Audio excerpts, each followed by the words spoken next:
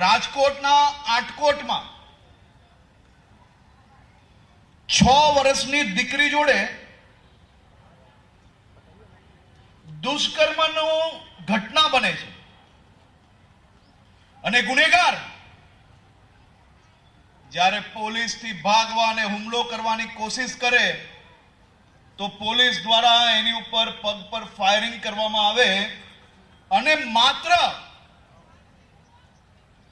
40 દિવસની અંદર આ દુષ્કર્મ આચરવા વાળા આ ગુનેગારને ફાંસીની સજા અપાવીને અહીંયા આવ્યો છે. માત્ર 40 દિવસમાં ગુજરાત સરકારનો સ્પષ્ટ સંદેશ છે કે આ રાજ્યની દીકરીઓ,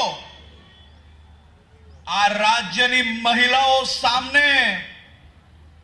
ખોટી નજર ઉઠાવી, જો મહિલાઓ પર હાથ ભૂલથી બી લાગી ગયો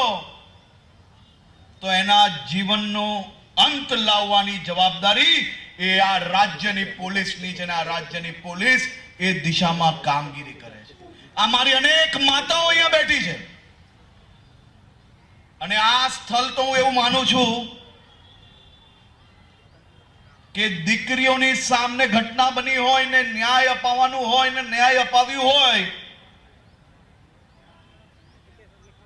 તો આ સ્થળ પોલીસ, ન્યાયતંત્ર અને વકીલોને અભિનંદન આપવા માટેનું સૌથી મોટું સ્થળ છે.